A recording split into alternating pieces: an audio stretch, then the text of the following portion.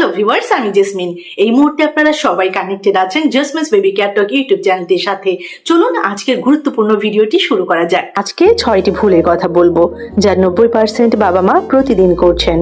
গবেষণায় দেখা গেছে বাচ্চার প্রথম 3 বছরই তার ব্রেইন এবং আচরণের ভিত্তি তৈরি হয়, কিন্তু কিছু সাধারণ ভুল যা আমরা বুঝতেই পারি না ওদের ভবিষ্যৎকে প্রভাবিত করছে। এবং এই ইন্টারেস্টিং এবং গুরুত্বপূর্ণ ফাইন্ডিংসটি শেয়ার করেছে ন্যাশনাল ইনস্টিটিউটস অফ হেলথ। চলুন জানি সেই 6টি ভুল যেগুলো আজ থেকেই আমাদের গার্ডিয়ানদের ঠিক করা জরুরি। প্রথম ভুলটি হচ্ছে বাচ্চার কান্না উপেক্ষা করা। ওকে কাঁদতে দাও, অভ্যাস হয়ে যাবে। এই ধারণাটা সম্পূর্ণ ভুল। গবেষণায় দেখা গেছে বাচ্চার সিগন্যাল মানে যখন বাচ্চা কান্না করে সেটা যদি দ্রুত বোঝা হয়, দ্রুত বুঝে রেসপন্স করলে সে নিরাপদ এবং আত্মবিশ্বাসী হয়। 2 নম্বর ভুলটি হচ্ছে ফোনে ব্যস্ত থাকা, টেকনোফারেন্স। বাচ্চার সাথে কথা বলার সময় ফোন ব্যবহার, এতে ইমোশনাল বন্ডিং এবং ল্যাঙ্গুয়েজ ডেভেলপমেন্ট কমে যায়। সহজ ভাষায় আপনি পাশে আছেন কিন্তু ম্যানচলি নেই। 3 নম্বর ভুলটি হচ্ছে অতিরিক্ত খাওয়ানো, ফোর্স ফিডিং। আরেকটু খাও, না হলে শক্তি পাবে না। আরেকটু খাও বলছি, না হলে কিন্তু বুদ্ধি হবে না। এটা ভুল অভ্যাস। গবেষণায় দেখা গেছে রেসপন্সিভ ফিডিং না করলে ভবিষ্যতে ওবেসিটি রিস্ক বাড়ে। এই ইনফরমেশনটা, এই ফাইন্ডিংসটাও কিন্তু শেয়ার করেছে ন্যাশনাল ইনস্টিটিউটস অফ হেলথ। 4 নম্বর ভুলটি হচ্ছে বেশি বকা বা রাগ দেখানো। ছোট বাচ্চা খারাপ না, সে শিখছে। বেশি স্ট্রেস থাকলে মা বাবা কম রেসপন্সিভ হন, যা বাচ্চার আচরণে প্রভাব ফেলে। 5 নম্বর ফাইন্ডিংসটি হচ্ছে কোলে বেশি নিলে নষ্ট হবে। এই ভুল ধারণা পোষণ করা। সত্যিটা হলো বাচ্চাকে বেশি কোলে নিলে সে বেশি সিকিউর হয়। স্পর্শ, টাচ এবং বন্ডিং ব্রেইন ডেভেলপমেন্টে সাহায্য করে। 6 নম্বর ভুলটি হচ্ছে বাচ্চার সিগন্যাল না বোঝা। ঘুম পাচ্ছে, ক্লান্ত না খুশি, এই সিগন্যালগুলো ইগনোর করলে সমস্যা বাড়ে। রেসপন্সিভ প্যারেন্টিং বাচ্চার স্লিপ, বিহেভিয়ার এমনকি ওয়েট পর্যন্ত ভালো রাখে। আপনাকে পারফেক্ট হতে হবে না, শুধু বাচ্চার কথা শুনতে শিখুন। আজ থেকেই এই 6টা ভুল এড়াতে পারলে আপনার বাচ্চা হবে আরো হ্যাপি, কনফিডেন্ট এবং ইমোশনালি স্ট্রং। আপনি কি কখনো রাগের মাথায় বাচ্চাকে বলেছেন তুই কিছুই পারিস না? অথবা এমন থেকে বলেছেন দেখ অন্যরা কত ভালো? মনোবিজ্ঞানীরা বলছেন বাবা মায়ের কিছু সাধারণ কথা শিশুর আত্মবিশ্বাস ধীরে ধীরে ধ্বংস করে দিতে পারে। এখন এই সেগমেন্টে আপনারা জানবেন সেই 7টি ডেঞ্জারাস কথা যেগুলো বলা এখনই বন্ধ করা দরকার। একটা শিশুর কনফিডেন্স জন্মগত নয়, এটা তৈরি হয় বাবা মায়ের ব্যবহার, কথা আর পরিবেশ থেকে। কিন্তু অনেক সময় আমরা না বুঝেই এমন কিছু কথা বলে ফেলি যা শিশুর মনে গভীর আঘাত তৈরি করে। আমি আপনাদেরকে বলবো ভিডিওটি শেষ পর্যন্ত দেখুন, কারণ 7 নম্বর যে কথাটি প্রায় সব পরিবারেই দেখা যায় বলা হয়। প্রথম কথা, তুই কিছুই পারিস না। এই একটি বাক্য শিশুর ব্রেইনে ফেলিওর মাইন্ডসেট তৈরি করতে পারে। বারবার একই কথা শুনলে বাচ্চা ভাবতে শুরু করে আমি আসলেই ইউজলেস।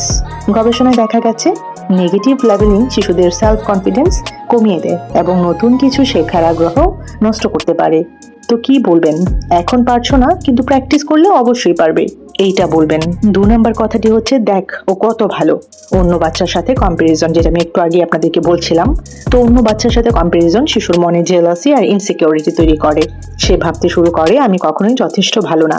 চাইল্ড সাইকোলজি অনুযায়ী কনস্ট্যান্ট কম্পারিজন শিশুর সেলফ এস্টিম ধীরে ধীরে ভেঙে দেয়। কি বলবেন? গতবারের চেয়ে এবার তুমি অনেক ইমপ্রুভ করেছো, এইটা বলবেন। 3 নম্বর কথা হচ্ছে চুপ।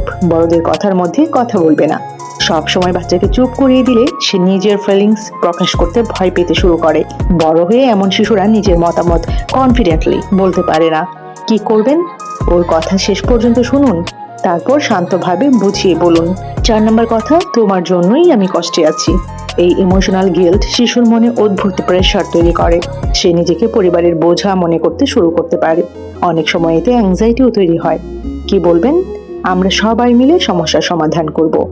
5 নম্বর কথা, ছেলেরা কাঁদে না, মেয়েরা এটা করে না। এরকম কথা বলা বা এই কথাগুলোই বলা, এই ধরনের কথা শিশুর ন্যাচারাল ইমোশন আটকে দেয়। ফলে বাচ্চা নিজের ফিলিংস সাপ্রেস করতে শেখে। মনোবিজ্ঞানীরা বলছেন ইমোশন লুকাতে লুকাতে শিশুর মেন্টাল স্ট্রেস অনেক গুণ বেড়ে যেতে পারে। কি করবেন? বাচ্চাকে ইমোশন হেলদি ওয়েতে প্রকাশ করতে শেখান। 6 নম্বর কথা, তুমি সবসময় ভুল করো। শিশু যদি সবসময় ক্রিটিসিজম শুনতে থাকে তাহলে তার কনফিডেন্স ধীরে ধীরে ডিসঅ্যাপিয়ার হয়ে যায়। সে নতুন কিছু ট্রাই করতেও ভয় পায়। কি বলবেন? ভুল হওয়া স্বাভাবিক, ভুল থেকেই শেখা যায়, এইটা বলবেন। 7 নম্বর কথা, মোবাইল নাও, আমাকে বিরক্ত করো না। এটাই আজকের সবচেয়ে ডেঞ্জারাস কথা, যেটা আমি কিছুক্ষণ আগেও আপনাদেরকে বলছিলাম। যখন প্যারেন্ট ইমোশনাল কানেকশনের বদলে মোবাইল দিয়ে দূরে সরিয়ে দেয়, তখন শিশু ধীরে ধীরে স্ক্রিনের উপর ইমোশনালি ডিপেন্ডেন্ট হয়ে যেতে পারে। গবেষণায় দেখা গেছে excessive screen comfort social bonding কমিয়ে দিতে পারে। কি করবেন? 5 মিনিট হলেও বাচ্চার সাথে কথা বলুন, খেলুন অথবা গল্প করুন। বিশেষজ্ঞরা বলছেন শিশুর আত্মবিশ্বাস গড়ে ওঠে বাবা মায়ের প্রতিদিনের ছোট ছোট কথার মাধ্যমে। আপনার একটি ভালো বাক্য শিশুকে সাহসী করতে পারে, আর একটি খারাপ বাক্য তাকে ভেতরে ভেতরে ভেঙেও দিতে পারে। কমেন্টে আমাকে লিখে জানান এই 7টি ভুলের মধ্যে কোন কথাটি আমরা সবচেয়ে বেশি বলে ফেলি। এই সেগমেন্টে আরো একটি ইন্টারেস্টিং টপিক, আরো একটি ইন্টারেস্টিং বিষয় আপনাদের সাথে শেয়ার করব।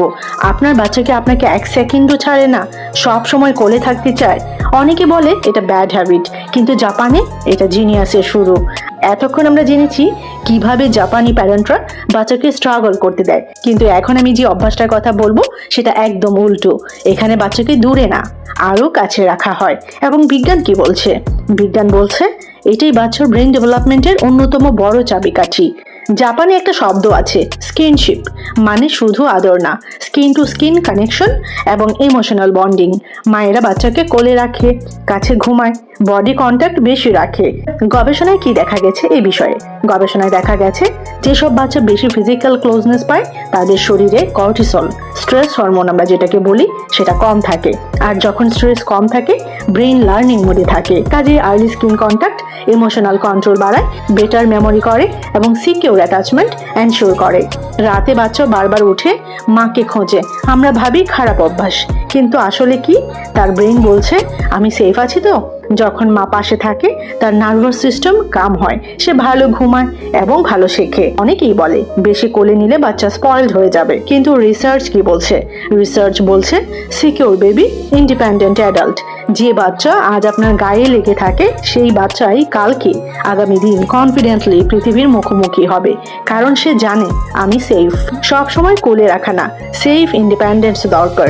কিন্তু আমাদেরকে মনে রাখতে হবে আর্লি স্টেজে ক্লোজনেসই হচ্ছে ব্রেইন ফুয়েল। আজ আপনি একটা কাজ করুন, বাচ্চাকে একটু বেশি জড়িয়ে ধরুন। কমেন্টে আমাকে অবশ্যই লিখে জানাবেন আপনার বাচ্চাকে আপনাকে ছাড়ে না। এই সেগমেন্টে আরো একটি ইন্টারেস্টিং টপিক আপনাদের সাথে শেয়ার করব। এই খাবার না দিলে বাচ্চার আইকিউ কমে। জাপানি মায়েদের একটি গোপন রহস্য রয়েছে। আপনি বাচ্চাকে ভালো খাওয়াচ্ছেন নাকি অজান্তেই তার ব্রেন স্লো করে দিচ্ছেন? জাপানি মায়েরা একটা বড় ভুল কখনোই করে না। এতক্ষণ আপনারা জেনেছেন কিভাবে ক্লোজনেস বাচ্চার ব্রেন ডেভেলপ করে, কিন্তু এখনকার সত্যটা আরো শকিং। বাচ্চার খাবার সরাসরি তার আইকিউতে প্রভাব ফেলে। জাপানে বেবি ফুড মানেই শুধু নরম খিচুড়ি না, এটা একদম ব্রেন বিল্ডিং ডায়েট। পশ্চিমে বেবি ফুড হয় ব্ল্যান্ড, সেম টেস্ট, কিন্তু জাপানে মাছ, মিসো, সিউইড ছোট বয়স থেকেই রিয়েল ন্যাচারাল ফুড ইন্ট্রোডিউস করা হয়। ইউনিভার্সিটি অফ ব্রিস্টলের একটি স্টাডিতে কি দেখা গেছে আমি একটু আগে আপনাদের সাথে শেয়ার করছিলাম। যেসব বাচ্চা নিয়মিত মাছ খায় তাদের ভার্বাল আইকিউ বেশি হয়, কারণ মাছে থাকে ডিএইচএ, যা ব্রেন সেল গ্রোথের জন্য এসেনশিয়াল। একটা রিয়েল লাইফ এক্সাম্পল আপনাদের সাথে শেয়ার করি। দুটো বাচ্চা কল্পনা করুন। প্রথম বাচ্চা শুধু সফট এবং সেম খাবার খাচ্ছে, দ্বিতীয় বাচ্চা ছোট থেকেই বিভিন্ন টেস্ট রয়েছে, যেমন ফিশ, ভেজিস, বিভিন্ন ধরনের খাবার ট্রাই করছে। দ্বিতীয় বাচ্চার ব্রেন দ্রুত অ্যাডাপ্ট করে, নতুন জিনিস শেখা অনেক বেশি সহজ হয়। অনেক মা বাবাই কিন্তু ভাবে বাচ্চা তো ছোট, সিম্পল খাবারই ভালো, কিন্তু প্রবলেম হলো ব্রেন ভ্যারাইটি চায়। আপনি প্রতিদিন যা খাওয়াচ্ছেন বাচ্চাকে সেটাই আপনার বাচ্চার ব্রেন তৈরি করছে। আপনাকে মনে রাখতে হবে খাবার শুধুমাত্র পেট ভরায় না বাচ্চার, এটা বাচ্চার ভবিষ্যৎ তৈরি করে। সব খাবার একদিন ইন্ট্রোডিউস করাবেন না, ধীরে ধীরে সেফ ভাবে দিন। বাচ্চার যদি কোনো ফুড অ্যালার্জি থাকে অবশ্যই ডক্টর অ্যাডভাইস ফলো করুন। আজ থেকেই ছোট একটা চেঞ্জ করুন, সপ্তাহে অন্তত 2 থেকে 3 দিন ফিশ অ্যাড করুন বাচ্চার খাবারে। কমেন্টে আমাকে লিখে জানাবেন আপনার বাচ্চা কি মাছ খায়, ইয়েস অর নো। অবশ্যই আমি বলবো যদি আপনার কাছে ভিডিওটি ইনফরমেটিভ মনে হয় একটি লাইক করে দিবেন, অবশ্যই শেয়ার করে দিবেন অন্যান্য গার্ডিয়ানদের সাথে, অন্যান্য বাবা মায়েদের সাথে। আর যদি চ্যানেলে নতুন হয়ে থাকেন অবশ্যই চ্যানেলটি সাবস্ক্রাইব করে রাখবেন, পাশে থাকা বেল আইকনটিতে ক্লিক করে রাখবেন পরবর্তী ভিডিও পাওয়ার জন্য। সবাই ভালো থাকবেন, বাচ্চাদেরকে ভালো রাখবেন। আল্লাহ হাফিজ।